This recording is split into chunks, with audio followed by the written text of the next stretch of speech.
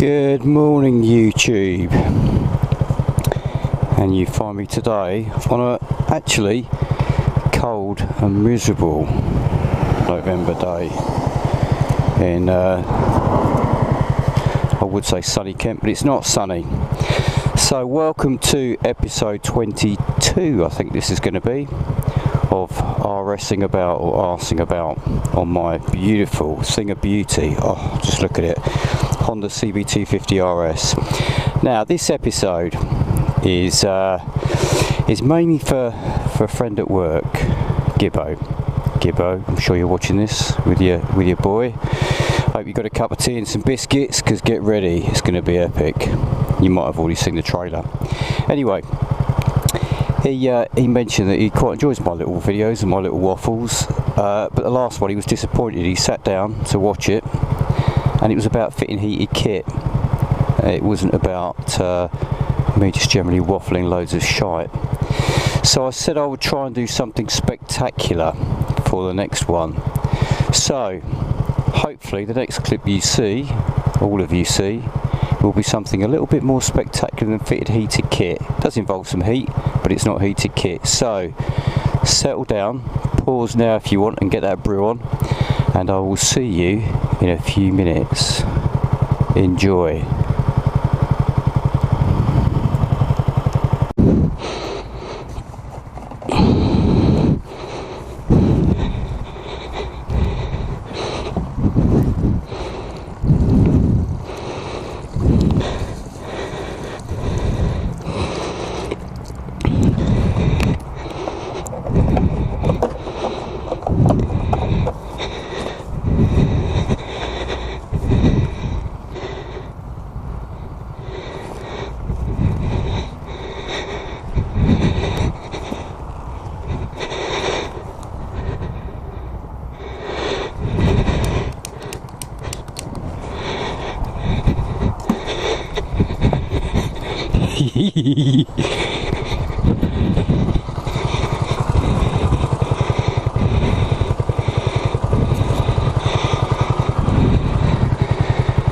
This one's for you, Gibbo.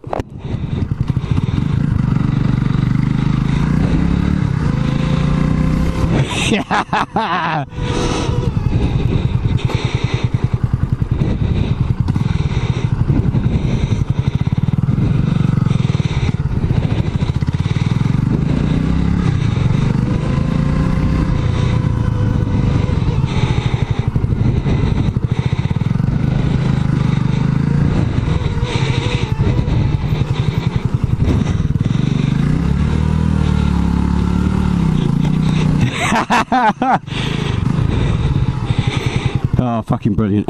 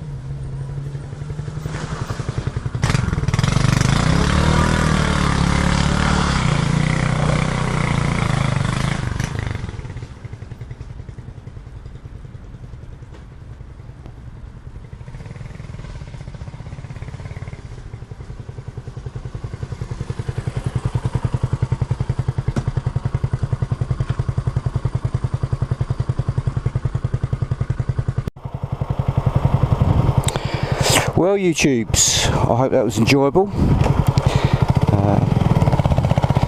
It was a bit of a laugh shooting it, actually. You can just imagine, my wife was at home when I was doing that. It was actually yesterday.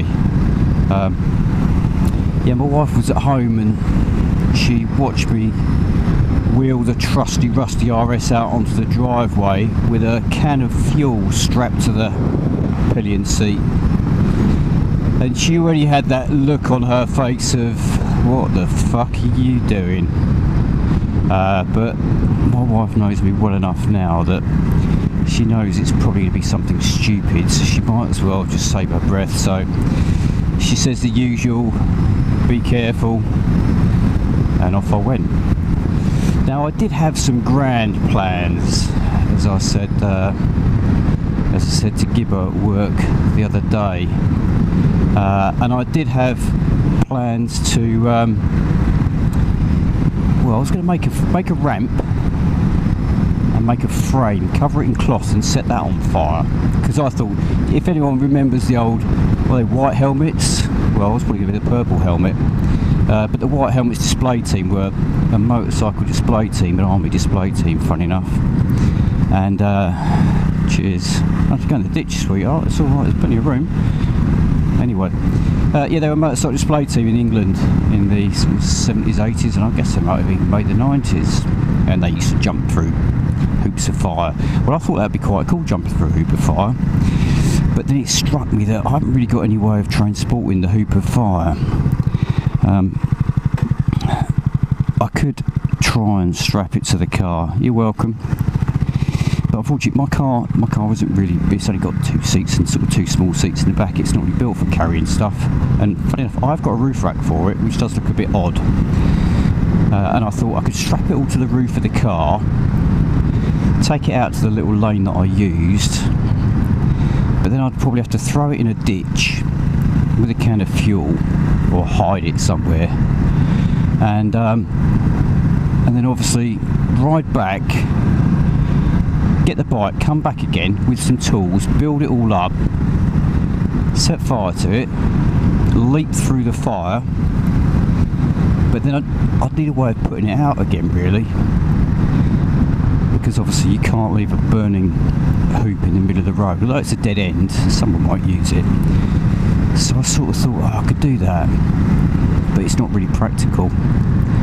But I did seriously think about it, but then I thought, the issue you might have is Mrs. Miggins might be taking her little dog Patch for a walk, and she might park in the church car park at the end of that lane, and she turns into a nice quiet country lane to be met by a lunatic who should know better, and a trusty rusty thing of beauty CB250RS leaping through a hoop of fire coming straight towards her, probably on fire myself.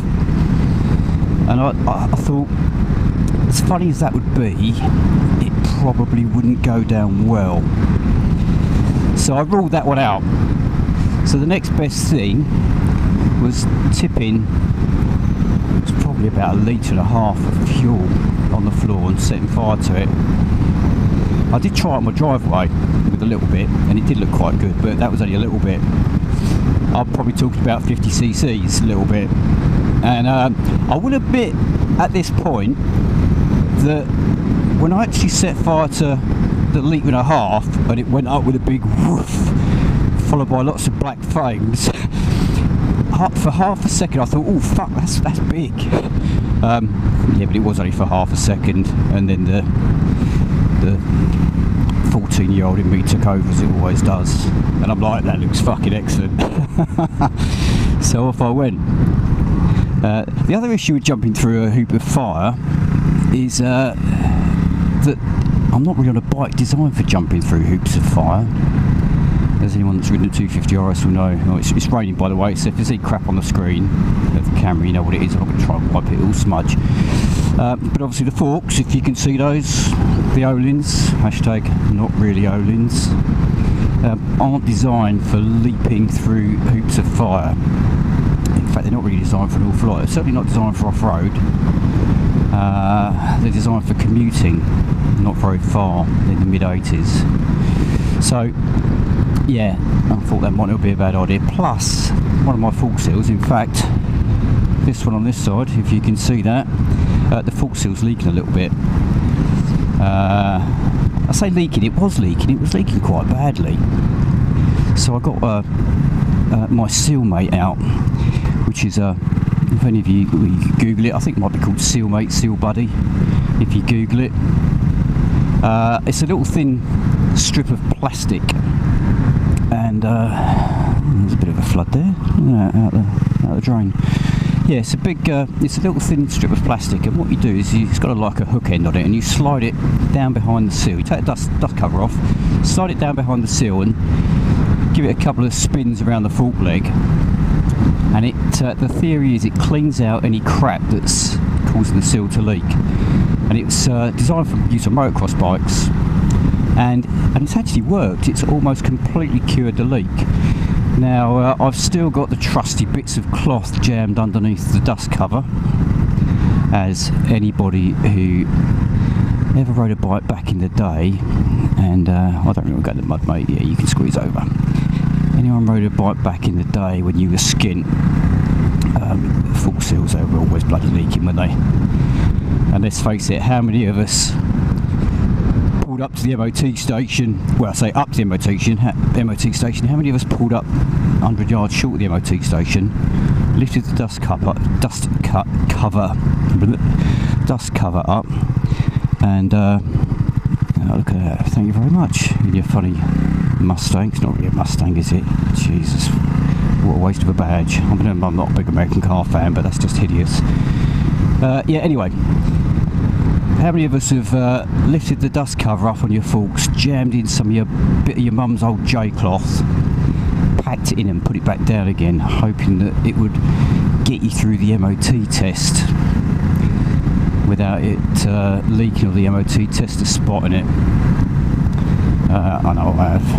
There's a confession for you. Where am I? Brook Village. Brook, lovely little place. Let's go that way, shall we? But yeah, I've got a bit of rag in there, and you know what, it hasn't leaked at all really. It's been really, really good. So I think it cured it. Well, I say cured it, it certainly cured it so it's not leaking. And it didn't lose enough for me to top the fluid up. I will change the seal this winter anyway, because I like stuff to be spot on. But all the time it's not causing an issue. It's fine. That's quite nice up here. Sort of up on the downs, big old view of towards Ashford. Yeah, it's quite nice. It'd be nice in the summer, mind you, not the fucking winter. I hate the winter. Oh yeah, I don't like the winter. I want to live somewhere where it's like 25 degrees all day. Maybe sort of 18 at night, but 25 during the day. Sun, not too windy. If you're anywhere in the world that's like that, that'd just be nice. Just ride a bike all day. Oh, yeah. Anyway, the Sealmate thing, I actually used it on my Multistrada when I came back from the Euro trip in June this year. I noticed the fork seal was weeping. Oh, I haven't got my map, but I don't know where I am now. Hampton Lane. Oh, Hampton Lane. I think there's a bridle path down at Hampton Lane. Shall we? Be a shame not to, wouldn't it, eh? Especially as I've got my motocross boots on. Look at that, eh? Oh, I wore those in Morocco, they're really good. They're like a pair of slippers, they're really comfy. And they weren't expensive either, because I sort of bought them for one trip, but they've sat on a shelf for a few years, so I thought I'd chuck them on for today. But yeah, the Multistrada, I got back from the Euro trip, and one of the fork seals was leaking. And I had them changed not that many thousands of miles ago. Maybe 4,000 or 5,000 miles ago. Now Multistradas, Ducati Multistradas, if anyone knows, they can be hard on fork seals. No idea why. But it's not an uncommon thing, a bit like fuel senders. It's just one of those things, you know, you suck it up and you replace them every now and then. But I thought, I'll try the old Sealmate. So I spat the Sealmate round it, and yeah, bloody cured it. Life of Brian, that was the life of Brian. 1 minute I'm a leaking fork seal, next minute I'm cured.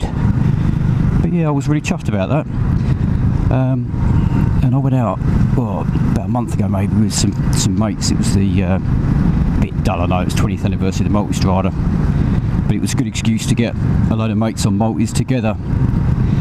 So we went out for a bit of a ride. Gus, who's a lunatic, led the route. It was a great route, cracking ride. I don't think we took any. We did take some footage, but it hasn't surfaced yet, probably for legal reasons. But yeah, after the ride, still absolutely bone dry. So seal buddy, seal mate, whatever you want to call them. You could probably make one, to be fair. Go on YouTube and have a look. It wouldn't be difficult. But yeah, that fixed it. So today, where are we going to go? I'm certain there's a green lane, Hampton.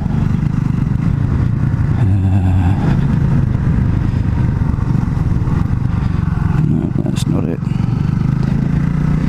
But yeah, it's raining today, and I woke up really early because I did shoot a similar video to this yesterday. Not a similar video, but another waffle yesterday to try and match up with the fire footage. And it's my fault, I didn't plug the microphone in properly, so it had no audio apart from a brief bit, and I did publish it.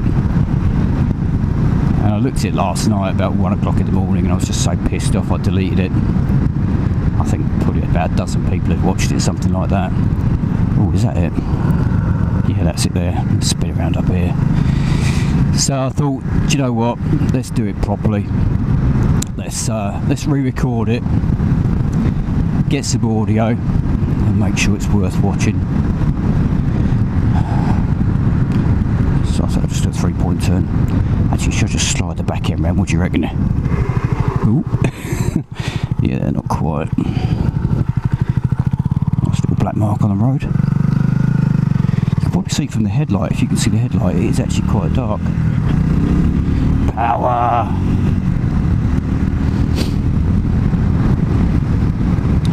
Power! I am certain this is the green lane that goes to Brook. Right. Yeah, by the way, there we go. Just to show you on the sign, if you can see that, picture of a 4x4. This is A158 in Kent, if you want to actually look it up. But being a bit, I don't want to sound too boring, but it is important that you only ride where you can legally ride, because you will just piss people off. Get a bit more revs. Spin it up. Yeah, I've been down here before. I've been down here on my mountain bike as well. And I actually bought my Ducati Scrambler down here. When I first got it, I thought I'll try and use that everywhere I can. So I did. Let's get some speed up, shall we? Oh fuck, no, that's a bit too fast.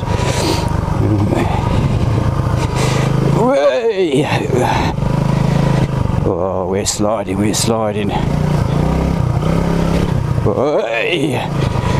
Yeah.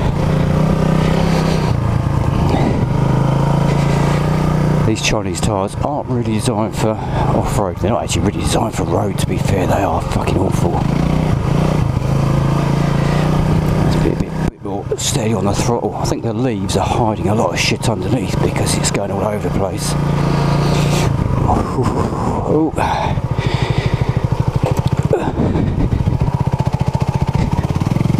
Yeah, we're through. Yeah, these Chinese tyres really are appalling. Someone called them ditch finders on online the other day, and they're right, they are terrible. But hey, actually this is going alright. Well, it looks a bit more muddy here. It's not a bad little lane, this. It's better than the other one, which, as you know, as you saw, as I'm sure some of you saw, didn't go very well. Now I'm going to return to that lane, have no fear. I think the only fear will be for me, but I'm going to return to that lane. Hey, we're going well today, aren't we, hey? Sliding around, slipping, sliding, getting a bit of power. Oh, hold on. Oh, how deep's this? Only one way to find out. Get your feet up. That's right. Oh, can't get a bit carried away. This is going to end in tears.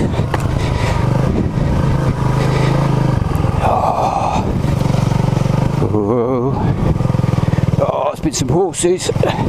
Come on, you bugger. Come on, you bugger. Oh. And we're through. You should slow down, you idiot. Yeah, but I'm an idiot. No, but slow down. Whee! Stand up.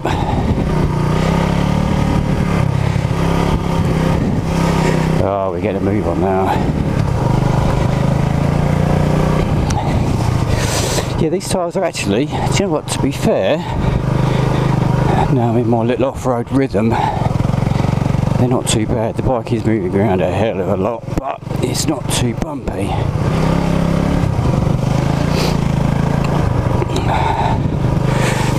Oh.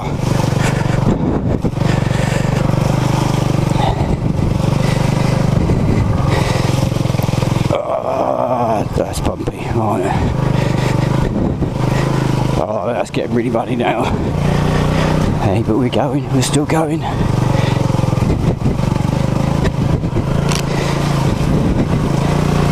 Oh. And he's nearly down, but he saves it. We're towards the end of it now.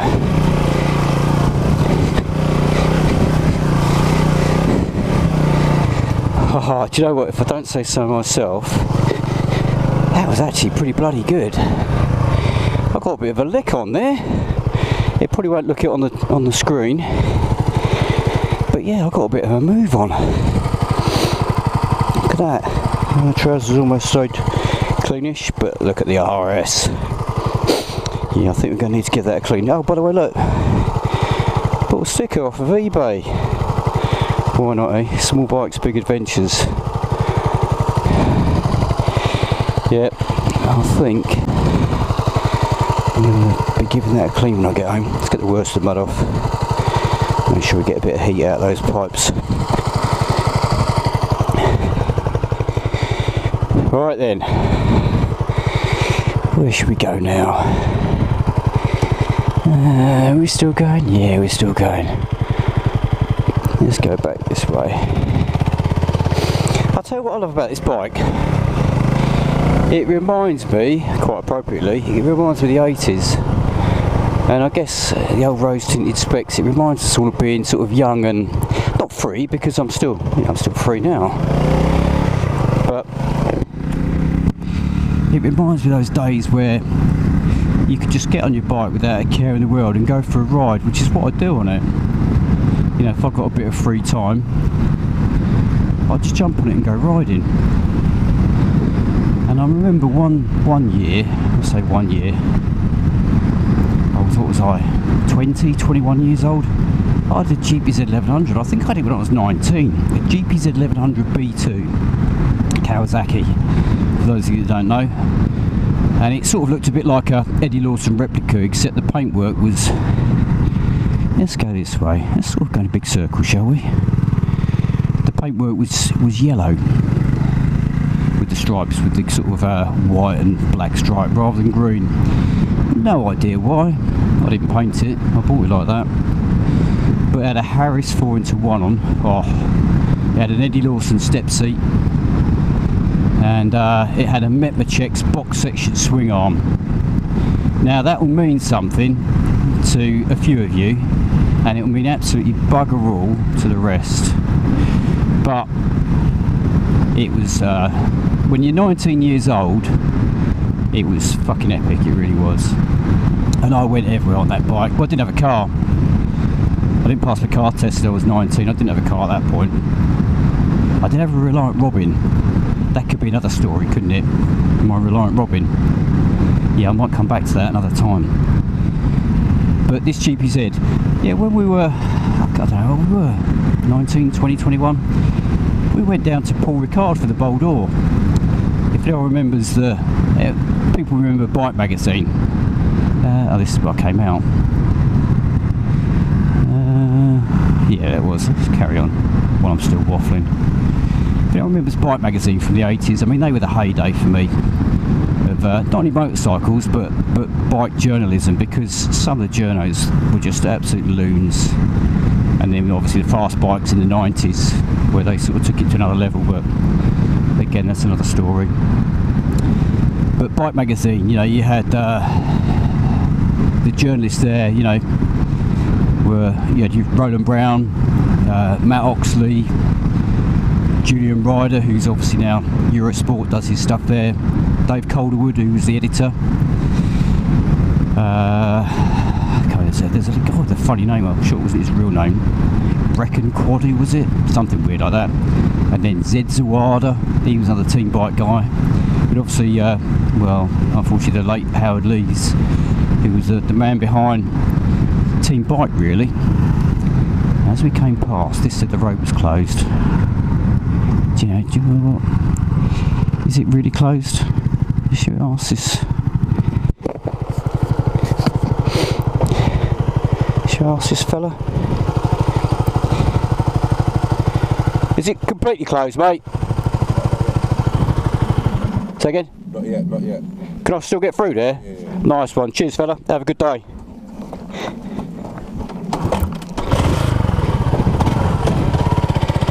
Oh, that's a result. Yeah, because it's a little bit sort of off-roady, this.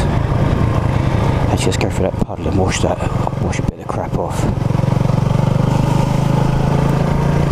Yeah, Team Bike days, which Team Bike, if you don't know, were an outfit that started off as, well, what really was a bunch of mates who then bought a few various bikes that got better over the years until they ended up with some sort of RS 850 or something like that, some sort of workish Honda thing. Cheers, mate. And they actually got, you know what, they got pretty good for a privateer outfit. But that introduced me to the world of 24-hour motorcycle endurance racing. And oh yeah, let's use a bit of this to wash the feet up. Wash that crap off the exhaust pipe. Yeah, 24-hour endurance racing and Europe, really, European riding. Because that was a whole new thing to me. But I mean, when we were kids, looking back on it, we had no money. I used to take whatever cash I could scrape together, and then my credit card, it was an Access card, I think it was. But in those days, when they swiped your credit card, it was on a little machine that they filled out a paper slip, and obviously those paper slips then went somewhere and got collated. So 2 weeks around Europe on your credit card, you could max it plus, and then worry about it when you got home, which I did many a time. You know, enjoy it while you can, sort of thing. But yeah, we used to scoot off to the south of France for a couple of weeks. The Bol d'Or was always the middle weekend. We'd watch the Bol d'Or, get very, very drunk with a lot of the guys down there, and then ride home. But my map for that, obviously there was no sat-navs. I'm going to sound like an old git now. No sat-navs, so your maps were on paper. My map of France was one sheet that covered the whole of France. And I look at some of the kids these days, I call them kids, you know, at work, they're probably, what, they 19, 20 or whatever. And I sort of look at them and think, when I was your age, I was barreling around France on an 1100cc motorcycle with no mobile phone, no money. I probably had a bald tie before I left. I mean, one year I came back, we were cutting the centre tread on the Metzler with a penknife at Paul Ricard with it up on the side stand. And then another year the side stand actually fucking broke, yeah. But yeah, that's what we were doing. My Jeep was 1100, the generator, the yellow one, the generator wouldn't charge the bike with the lights on. So you would have to ride along without lights. which was all well and good, and I thought, yeah, that would be alright. And it used to charge the battery. I mean, yes, bump start it every now and then, but it was pretty good. I mean, imagine leaving to go to the south of France on a bike that wasn't working properly. Oh, I think let's get our feet up here. Lovely. Yeah, I mean, I wouldn't do that these days, would I? No, I probably wouldn't actually. But yeah, it wouldn't charge. But we had this awful habit of, when we left, sometimes we'd ride back in one go. And that was one of these years. So we left Paul Ricard, I can't remember, probably on the, might have been the Sunday afternoon we left, Sunday evening. And it's the usual, we'll get as far as we can, and then we'll find a campsite that's open. We'll pitch our tents and have somewhere to sleep for the night. But as you get riding, you sort of think, oh, we'll do the next one, and you keep going. And I've done it before, coming back from Italy, right back from Italy in one hit. That was just short of 1,000 miles. That'll be another story. But yeah, we kept riding, but of course it gets dark, so you've got to put your headlights on. And I put the headlights on, and after about, I don't know, half hour, bike develops a misfire. It develops a misfire because it's running off the battery, so lights back off. Anyway, next petrol station we stopped, and I was with a couple of mates, Rick and Neil, and they both had Kawasaki's. Rick had a Duke Z750 and Neil had a 750 Turbo, Duke Z750 Turbo. So we looked at the battery to see if we could swap them. So while I'm sucking the life out of one battery, they're charging it back up for me, but unfortunately the batteries were different sizes, they wouldn't fit. So we carried on with lights off for a while, with one in front, one behind, which was alright for a while, but obviously it wasn't ideal. Anyway, about halfway through France, we stop at a petrol station and we bump into a couple of Welsh fellas that we'd met at the bowl in a car. They were in a Ford Cortina.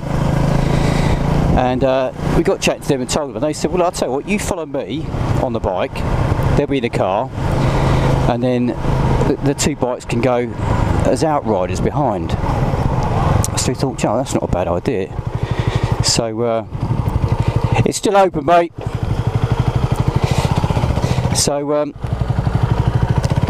yeah, we did that, and that worked really well, except for the fact that as soon as we left the circuit, or sorry, petrol station, they shot straight up to 100 miles an hour, which is alright, with a constant smell of cannabis coming from the car. And it transpires they bought a massive lump of resin off of some dodgy bloke at Paul Ricard, and they hadn't smoked all of the circuit, and they obviously didn't want to take it over the border, so they wanted to smoke it before they got to Calais. So they were absolutely fucking stoned, to the point where probably the last petrol station before Calais, they filled the cart with diesel, and we unfortunately had to leave them there. But yeah, cracking days. You know, I know it's all the old rose tinted spectacles, but yeah, bloody good days those. So right, anyway, YouTubes, I hope my waffle today, and a bit of riding, and a bit of green laning, and a bit of fire. I tried to get dragons, but they were sold out of dragons, so yeah, I just had to make the fire myself. Maybe next time. But anyway, I hope this waffle has made up a little bit for my poor effort of fitting kit. Let's drop it back in here. The fitting kit to the bike, which was a bit dull. Yeah, and we're back to doing what we do, riding the bike and talking shite. Talking to the bike. Oh, look at that. Look at that, beautiful, absolutely beautiful. Why do I love this bike so much? I might do a video on that. I even bought a Honda keyring, look. Bought an old retro Honda keyring. Yeah, oh, those tyres, eh? Look at those tyres. Yeah, it's definitely going to need a rinse when I get home. Oh, the toolbox, that was full of water from going in that big puddle. Yeah, open the lid up.